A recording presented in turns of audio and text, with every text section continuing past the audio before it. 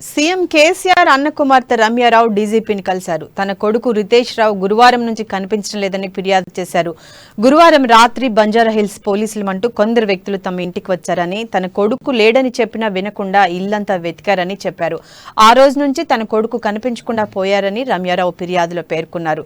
మహిళా పోలీసులు లేకుండా అర్ధరాత్రి తన ఇంటికి వచ్చిన బంజారాహిల్స్ పోలీసులు క్షమాపణ చెప్పాలని ఆమె డిమాండ్ చేశారు.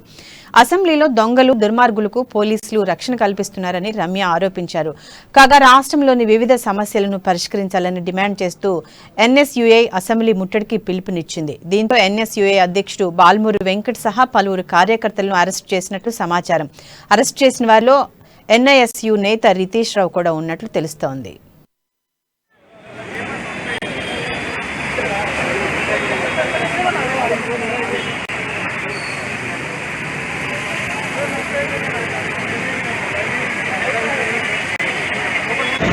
మరి ఇస్తారా బాబును లేదా అసలు ఏం చేయాలనుకుంటున్నారు మీకు? మరి ఈ డ్రెస్ వేసుకున్న మరి ఈ గవర్నమెంట్లో ఉన్న ఈ పోలీసు వల్ల మరి లేకుంటే టీఆర్ఎస్ ఉండాలా?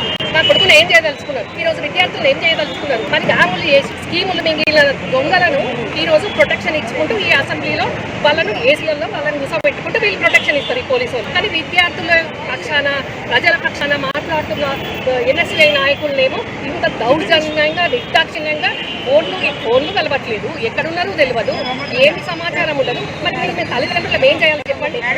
ఇంకొక ఇంట్లో ఇంకొక పేరెంట్ ఇంట్లో నాలాగే ఇంకొక పేరెంట్ ఇంట్లో పోలీసు వాళ్ళు గోడలు దుంకిరండి. వాళ్ళు ఎంత భయభ్రాంతులకు అవుతారు చెప్పండి? ఇదేమన్నా న్యాయమే? మరి ఇస్తారా బాబును లేదా అసలు ఏం చేయాలనుకుంటున్నారు?